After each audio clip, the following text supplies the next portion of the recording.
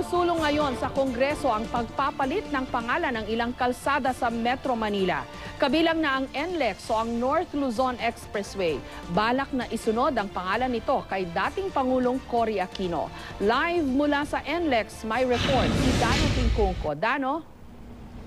Jessica, bilang pagkilala at pagpupugay sa mga naging kontribusyon sa lipunan ni dating Pangulong Cory Aquino, isang panukalang inihain kamakailan sa Kamara kung saan planong ipangalan sa kanya itong North Luzon Expressway o NLEX. Jessica, hindi ito ang unang pagkakataon na merong panukala na layong palitan ang pangalan ng isang lugar, public structure o kalsada. Pero talaga bang napapanatili nito ang alaala ng mga makasaysayan at mahalagang personalidad sa ating kasaysayan? Ito ang North Luzon Expressway, 84 na kilometrong kalsada na nag-uugnay sa Metro Manila sa mga lalawigan ng Bulacan at Pampanga at nagdurugtong sa MacArthur Highway na siyang main artery sa buong Luzon. Humigit kumulang 160,000 na sasakyan araw-araw ang dumaraan sa highway na dating kilala sa mga pangalang Radial Road 8 at Manila North Diversion Road. Mahalagang araw ang NLEX, kaya para sa ilang mambabatas, importanteng maging makahulugan din ang mismong pangalan nito. Kaya ilang panukala na ang inihain sa Kamara na layong ipangalan kay dating Pangulong Cory Aquino ang ilang kalsada sa Metro Manila, kabilang na ang NLEX. Halimbawa, ang House Bill 4820 ni Nueva Ecija Representative Magnolia Antonio Nadres na gustong ipangalan kay Cory ang North Luzon Expressway. Bilang pag-alala at pagkilala raw ito sa dating Pangulo bilang isang icon of democracy. Pabor naman kaya dito ang mga madalas dumaan sa NLEX? Nasanay lahat ng tao, North, NLEX, North Expressway. Pag South, South Expressway. Kaya pag pinilitan mo yung pangalan, parang wala na sa meaning. Sa akin okay lang. Pero mas nasanay na tayo na sa NLEX talaga, North Luzon Expressway. Nitong 2011, nauna nang ipinanukala rin sa Kongreso na ipangalan sa dating Pangulo ang EDSA. Dating Highway 54, pinalitan ito noong April 1959 ng EDSA bilang pagpugay sa itinuturing noong anak ng Rizal at historian na si Epifanio de los Santos. Pero kilala pa kaya ng mga ordinaryong Pilipino kung kanino ipinangalan ng EDSA? Sino si EDSA? Ninoy. Ninoy. Yeah. Ninoy? Keno. Di ba ito yung pasada EDSA? Itong kalsada. EDSA. Oo. Pero kilala niyo ho kung kanino ho ipinangalan ho itong EDSA? Wala pong idea eh. Kaya Epifanio de los Santos. Sino po si Epifanio de los Santos? Isang ng krami. Diba? Sa pamantayan ng National Historical Commission of the Philippines, Kongreso o Pangulo mismo ang pwedeng magpalit ng pangalan ng isang lugar. Ang bagong pangalan ng lugar o kalsada dapat may malinaw na papel sa ating kasaysayan, kontribusyon sa lipunan at may kaugnayan sa mismong lugar. Hindi raw pwedeng ipangalan sa isang tao ang lugar o kalsada sa loob ng 10 taon mula nang pumanaw siya. Maliban na lang kung biktima siya ng assassination sa ngalan ng bansa, namatay sa kabayanihan o pagsunod sa tungkulin. Iniiwasan naman ang anumang impropriety sa pagpapangalan sa lugar. Halimbawa, kung magkadugo ang nagpapangalan at papangalanan. Yung 10-year rule na yan, this is to give ample time para sa ating magpapangalan sa mga local government unit o sa anumang sangay ng pamahalaan na gusto ipangalan ito para mabigyan sila ng pagkakataon na analisahin o pag-aralan kung ano yung significant na kontribusyon ng tao bago mo agad-agad ipapangalan sa kanya. Sangayon ng NHCP na makakatulong kahit papano sa bayani ang pagpangalan sa kanya para maalala ang mga nagawa niya sa lipunan. Yun nga lang, minsan kahit binago na ang pangalan, mas kilala pa rin ang nakasanayan.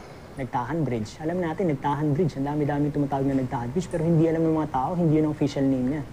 Ang official name niya is Mabini Bridge. For example, Loton. Pagbaba mo ng kalye sa Quiapo, ng tulay, Loton ang alam natin. Pero it's officially known as Liwasang Bonifacio. At Jessica, traffic update naman tayo dito sa North Luzon Expressway o NLEX kung saan itong ating live nakuha dito sa Balintawak Toll Plaza northbound o yung mga papuntang Baguio. Light naman ito, mabilis ang takbo ng mga sasakyan at wala namang queuing sa maraming parte nito. Base sa 9:15 monitoring ng NLEX Traffic Control Room, ganito rin ang sitwasyon sa Dau Toll Plaza, Kapwa North and South lanes ng Mindanao Toll Plaza at sa Bocaue Toll Plaza. Maliban na lang doon sa South Park kung saan merong queuing doon sa truck lane dahil na rin sa pagtatapos ng oras ng truck ban sa araw na ito. Jessica. Siguradong maraming mag-out of town ngayon, Dano, dahil long weekend, di ba? Correct, Jessica. Kaya naman ang pamunuan ng NLEX ay nakahanda na rin no, para sa inaasang influx ng mga bakasyonista, hindi lang sa North, no, hindi lang dito sa Metro Manila, kundi yung papunta na rin, especially doon sa North, partikular sa mga probinsya mula Pampanga hanggang Baguio. Jessica. Okay, pero may ano na ba? May mga naghahanda na ba? Dagdag na mga toll booths? Kasi usual na yan parang kumbaga templated na, di ba? Makakatulong kasi ng malaki yan dyan sa toll booths. Correct, Jessica. Actually, dun sa mga dating experience natin no, sa pagko-cover nitong North Luzon Expressway tuwing holiday season, halimbawa Semana Santa, Pasko, Bagong Taon, meron talaga mga dinedeploy na toll plaza. Pero sa ating initial ocular inspection dito sa North Luzon Expressway, particular dito sa Bocaue Toll Plaza, maging doon na rin sa Mindanao Toll Plaza, lahat naman ng toll plaza occupied at fully functional naman para ma-accommodate yung influx ng mga motorista na papunta sa iba't ibang mga probinsya sa norte o sa north part nitong Luzon, Jessica. Nagtataka lang ako kasi usually pagka ganito mahaba-haba na yung pila dyan o marami talagang mag-out of town. Pero sa latest video na ipinakita nyo, medyo maluwag. Paano kaya yan? Kasi may mga holiday kasi earlier this week baka dun na nagsipagbiyahe yung marami nating mga kababayan dahil ilan ba ang holiday this week? 2. Diba? Tapos sa Monday. So baka inagahan na nila yung pag-out of town. Di kaya, Dano? Correct, Jessica. Actually, that's a very valid observation kasi kung mapapansin mo, yung holiday natin this week, bukod dun sa Martes, no, if I'm not mistaken, itong Thursday, itong Ninoy Aquino Day, I believe ito yung time na nag-alisan o maagang umalis yung maraming mga bakasyonista o yung mga may planong mag-long weekend sa sa kanilang mga probinsya.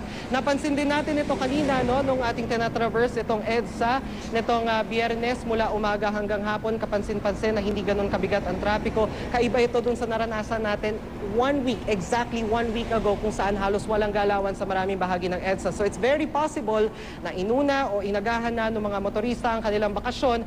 Magkakaalaman yan ngayon sa Linggo ng hapon hanggang Lunes ng umaga, Jessica. Dahil pabalik naman, sigurado, yung mga nagsipag out of town. Tayo lang palang mga tiga Quezon City at mga tiga Quezon Province ang nakadalawang holiday this week dahil sa Quezon Day. Maraming salamat sa iyo, Dano Tingkungko.